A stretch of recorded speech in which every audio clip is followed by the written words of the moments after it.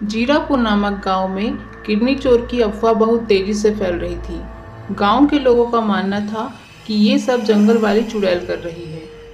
एक दिन दो दोस्त जंगल के रास्ते से होते हुए शहर जा रहे थे। चिलमिलाती धूप में बहुत प्यास भी लगी है, क्यों ना यहाँ आसपास थोड़ा आराम किया जाए और पानी पिया जाए। हाँ भाई ठीक है, वो देखो उधर वो जगह आराम के लिए बिल्कुल सही है। वो देखो कुआं, पीने के लिए पानी भी मिल गया। चलो जल्दी, बहुत प्यास लगी है। दोनों पानी पीने जा ही रहे होते हैं कि तभी उनके सामने एक चुड़ैल आ जाती है। ये तो चुड़ैल है, अब हमें ये नहीं छोड़ेगी। भागो रे भागो, अपनी जान बचाकर भागो, ये काली चुड़ैल आ गई हमारे सामने, बताओ। चुड़ैल को सामने देख उनमें से एक दोस्त वहां से जल्दी से भाग जाता है। दूसरा भागने ही वाला होता है कि तभी वहां चुड़ैल उसको पकड़ लेती है। चुड़ैल जी मुझे माफ कर दो। एक शर्त पर मैं तुम्हें जाने दूंगी। तुम्हारी हर शर्त मंजूर है, जल्दी बताओ क्या शर्त है। तुझे मेरी भूख मिटाने के लिए गांव वाले यहाँ लाने पड़ेंगे, समझा? फिर वह आदमी रोज एक गांव वाला लाने का वादा करके वहां से चला जाता है और घर जाकर अपनी पत्नी को पूरी बात बताता है। ये तो मेरी किस्मत अच्छी थी जो मैं बच गया। ये तो बहुत घबराने वाली बात है जी। अब आप किसको लेकर जाएंगे चुड़ैल के पास? और अगर नहीं लेकर गए तो वो चुड़ैल आपको मार डालेगी। वो दोनों सोच ही रहे थे कि चुड़ैल के पास किसको लेकर जाएं, तभी उसे पड़ोस में रहने वाले अंकल का बेटा सोहन दिखाई देता है।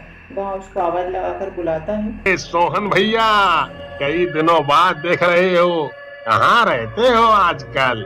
अरे कुछ नहीं भैया, मैं कहाँ जाऊंगा, लेकिन कई दिनों से गांव में गायब हो रहे बच्चों की वजह से दुखी हूँ। तभी वो आदमी सोहन से बोलता है, भैया आपकी बात सुनकर तो मुझे ये काली चुड़ैल का काम लगता है। कल मैंने जंगल में कुछ बच्चे भी देखे थे, क्यों ना जंगल में चलकर देखा जाए। बच्चों के लिए सोहन उस चुड़ैल के पास जाने के लिए तैयार हो जाता है। फिर उसी रात वे दोनों चुड़ैल के पास जाते हैं। उधर चुड़ैल उस आदमी का बेसब्री से इंतजार कर रही थी। जैसे ही वो दोनों पहुंचते हैं, चुड़ैल बहुत खुश होकर बोलती है, शाबाश, मुझे पता था कि तू अपना वादा नहीं तोड़ेगा। तू इस लड़के को यहाँ लेकर आ गया। चल अब भाग जा यहाँ से, मुझे इसका शिकार करने दे। सोहन कुछ समझ पाता उससे पहले ही वह आदमी उसे छोड़कर भाग जाता है। सोहन पहले तो बहुत डर जाता है, लेकिन फिर वह बड़ी हिम्मत करके चुड़ैल से बोलता है, ए चुड़ैल, तुझे मेरी जान लेनी है तो ले ले, लेकिन गांव के बच्चों को छोड़ दे। और तू कब से उनकी किडनी बेच रही है? हाँ? सोहन की बात सुनकर चुड़ैल हैरान रह जाती है। फिर वहाँ उससे बोलती है, मैं तेरी बहादुरी देखकर बहुत खुश हुई सोहन, लेकिन मैं बच्चों और बूढ़ों को नहीं मारती, न मैंने कभी ऐसा किया है। और ये किडनी बिडनी चुराना तो तुम जैसे इंसानों का काम है, हम चुड़ैलों का नहीं। तुम्हारी बात से मैं बहुत खुश हुई सोहन। तुम सचमुच अच्छे इंसान हो जो अपनी जान की परवाह किए बगैर गांव के बच्चों को बचाना चाह रहे हो। मैं तुम्हारी पूरी मदद करूंगी। फिर चुड़ैल उसकी समस्या का समाधान करने के लिए उसे सुबह 4 बजे आकर मिलने का बोलती है। फिर सोहन वहां से चला जाता है और अगली सुबह कुछ गांव वालों को लेकर चुड़ैल के पास आता है। अरे ये तो बड़ी ही आसानी से किडनी चोर का पता चल गया। ऐसा बोलकर चुड़ैल सभी गांव वालों को लेकर काली पहाड़ी के पास चली जाती है और उस पर बनी गुफा के अंदर जाने लगती है। थोड़ी दूर जाते ही वे सभी लोग हैरान रह जाते हैं।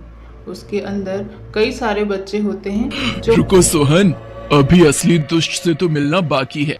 ऐसा बोलकर चुड़ैल गुफा के अंदर से तांत्रिक और बल्लू को पकड़ कर लाती ये दोनों दुष्ट मिलकर गांव के बच्चों की किडनी निकाल रहे थे।